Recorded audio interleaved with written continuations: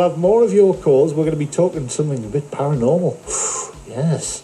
Speaking to an original ghost hunter from the Shields area, he'll be telling us what he's been getting up to recently. Dom's in the other room. He's sitting there ready taking your calls. 0800 234 6565. One of the calls he's taken as well just happens to be from Gordon from Heaven. Good evening, Gordon. Hiya, Stephen. How are you doing? I was touch with all good, sirs. We like to see on this show. How are you doing? What's happening in your life? Well, a bit on edge as usual because I got this damn anxiety condition. But yeah, apart from that, I've been doing some more investigating, as you probably know. Yes, because you're a paranormal investigator. Is what you enjoy to do. Well, I'm not a professional or anything. You know, it's like a hobby and interest. You know, but yeah. But do you remember when I told you I got in contact with a girl called Anne and Mandy, two girls rather, at a care home in Headworth a while ago? That was right, yes. Now, that was one of the first times you called in. Yeah, that's right. That, well, yeah. I wasn't sure whether they were still with us because I invited them to stay with me in my house. Yeah. And I hadn't been doing any investigating for a while, but I've been doing a lot recently. So I asked Anne if she was still there, could she let us know? Yeah. By, like, when I go out on my next investigation, can you say a name? Because I pick up all these voices and I don't always get names attached to them. So it's hard to tell us who's who. Yeah. So I did this investigation on a footbridge in Hebden here. And while I was on the bridge, when I got home and I finished, I played it back. And I heard what we presume was Anne, of course, saying, I'm around here. It's Anne. And then, so, you know, I can only presume that she's still there, she said, right? Yeah, yeah. She did what I asked. And then I asked her if there's anyone else here, if they've got if they'd like to pass a message on to a family member or something. Mm-hmm. Can you give us, like, the name of the family member and an address? Well, I didn't ask for an address, I asked for a phone number, to be honest with you, but yeah. I got an address from Anne. She gave us, I believe, possibly a home address. Mm-hmm. It wasn't, like, crystal clear, but I made it out, and I asked her again when I got home the next day. And I got the same thing. So what I need to do is, if anyone's listening who knows of a girl called Anne who used to live on Newcastle Road, just somewhere along from McDonald's somewhere. Yeah. Because I want to confirm if the address that I heard her say is the right address. Yeah. And what have you. So this is obviously must be somebody who's passed recently. 1999. 1999, so, well, we're not that recent. We're going back, 22 years. Yeah. So, Anne, who lived on Newcastle Road. Yeah. Right, I don't know her surname. I was never able to make out her surname to this day, but I was still trying to get it. So, just to explain for people who have not heard you before, you're recording the ambient sound which is in the background. Well, it's known as EVP, electronic voice phenomena. It's in the white noise area of sound. There's and a then human ear. You go down and you sort it and clean it, and that's when you start to hear the voices. Well, I just increased the volume on the. I recorded onto a camcorder that's able to record EVPs, but some of them don't. Yeah. So I found the one that records them quite well, and I just up the volume as best I can. And sometimes you don't have to. Sometimes if you put headphones on, you can still hear it all right. Well, I can anyway. So yeah. Well, no, that's it. It's getting it out there because there's full websites. After talking to you, I went and had a look. There is a load of websites of people who've been recording this and taking care of this for whiles, for a good while. I'm saying whiles. Sorry, I've been talking to my daughters. They keep shortening words to things. I'm getting really bad after I sit and talk to them for an hour and I find them talking like a teenager. The thing is, though, there's people have been catching stuff left, right, and centre, and getting it here. And it is one of the.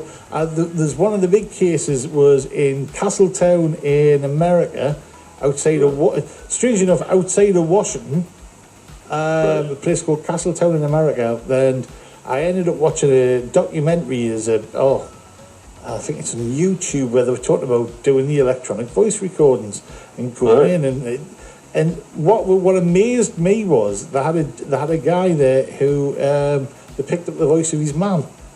All right. And when he heard it on the playback, it was clear as day. Went, "Oh, it's my mum." And being cynical, I was sitting there going, "Well, maybe he just wants to hear his mum." No, he had a video recording of his mum from 2003, I think it was. He had a video recording for his mum, some 7 years, because this was an old documentary from, I think it was 2011, 2012, and he played it, and the voices were exact, absolutely exact. And I was like, wow. So it was, I think it was called Castletown was the place. I think it was just outside of, it's in the same state as Washington, but it was a little town outside there. And they had 6 recorders set up in a room, in a couple of rooms, and they were picking up from that. And it was really interesting to watch, but I was after having a chat on with you, I was like, find out a bit more about this and have a look around. Well, I record quite a few. It's amazing how many you pick up. And another thing, like I'm in some of these local groups on Facebook, and I sometimes put my videos into the groups. And most people seem to be like total disbelievers, and they usually like start attacking us, like almost like abuse, like bullying type behaviour. And you see, like, you're showing an interest in something, on social media, right? So, with the greatest of respect and honesty here, right? Yeah, we're going to have people who are listening to me and you talking about this now who are going to be laughing, and you know they're going to be laughing. Yeah. Right. Here's the thing, like somebody's just said about masks. Yeah. Everybody's got their own choices, right? Yeah. And maybe something doesn't ring true to you, or maybe something you don't enjoy, or you don't like the idea of, that's fine. However, it's a big world we live in. We all like to talk about different things. Yeah. But if you put stuff up on social media, you're on a hiding and out. You are on a hiding and out. And I think some people just join those groups to go, oh, let's go laugh at this lot, and oh, let's take the mickey. And it's unfortunately what people do. Yeah, I know. You know, I've got like banned from some of them. Some of them I left myself because I just couldn't stop us putting me videos in and stuff. But I got banned from one for asking a question because I did an investigation at Hebden Shopping Centre. Yeah. And when I was there, I was going along through where the shops are, but it's closed obviously at night. Yeah. And I said, is anybody here with us right now? And I heard something at the time right out loud, but I thought it was a noise further away. But when I played it back, it was a guy shouting yes. And it's even got the echo of the surroundings, like the shopping centre on it. So I must have heard him speak out loud, but I didn't make out it was him at the time, but you can hear it. He said yes. And I also reported a woman. Well, I was in a phone box in the shopping centre, and I asked her name. She gave us Doris Jones. I says, are you got a message for a loved one? She says, I'd like to phone me mother. And she said okay in between that as well. So I got 3 direct responses from her as well. But when I put a question on in one of these groups about if they knew anybody, years ago I heard from a friend, either someone or some people had jumped from the flats. I got into some trouble from I know it was the moderator or the administrator, and he just banned us straight away just for asking if he knew any, like, the names or anything of anyone that. Well, I can understand that one though. Here's the thing. When people are talking about stuff like this, they're always looking at things from, stuff from the Middle Ages or, like, some Victorian chambermaid. The thing is, though, if ghosts are real and if ghosts are out there, there's people dying every day. Yeah. Why does it have to be something from hundreds of years ago? Why isn't it somebody from 5 years ago, right? Yeah. Yeah. And the problem is when it's recent, and I'm talking in the last 20-odd years, or 30-odd years, recent, you're going to have people who are still alive who remember this and remember those people. So that always it's going to be one of those things where people are going to get upset by it. And I know you're going in with the greatest of respect. I get that. I know you're going in being respectful. However, it is going to be a hot-button question for some people. But wouldn't those people, some of them at least, want to hear a message from them people if they could still? Like, I do wonder because, people used to go to see, and I know some people still do, go to see spiritualists or go see a medium. And very much EVP is taken over as a form of almost mediumship for some people, and it's been used everywhere. I'm just going to say, thanks to Brian who's just messaged in, a fact I never knew. He goes, if you listen to Rubber Ring by the Smiths, there's an EVP recording on the bender there. All right. It's a phrase in your sleep and you don't want to believe. All right. And he says apparently it's from an EVP recording. I never knew that. I'm going to have a listen to that on the way home. Yeah, I didn't know either. Well, thank you very much, Brian, who sent that in, who was listening to us in concert. He's a great believer of all sorts of different things, but he would be very interested in hearing EVPs. He says, I've never heard them myself. He goes, I've read all about them, but I would be interested in hearing them. So there we go. Well, mine's on my YouTube channel, but you need to wear headphones with the volume quite up high. Some of them are more audible than others. Some of them are very faint. And some of them I might not have got all the words correct, but I've tried my best to make out everyone as best as I could. But some of them are quite more clear, and to me anyway. I got some loud ones in the housing estate where I live here. I just went out to test the count recorder I hadn't used for a while. Just nipped out with my dressing gown on around the block, and I picked up all sorts of stuff. I was quite shocked. I bet you did. And I heard a bloke speak out loud just round the corner. There's like a care home next to me house here.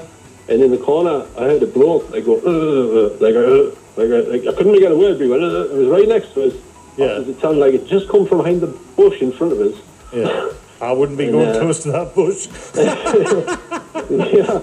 I'd be worried about that bush. I know, but if I heard somebody making a noise like that in the bush, I'd be walking clear of it. And I think the same bloke I recorded via EVP just around that same part on the video.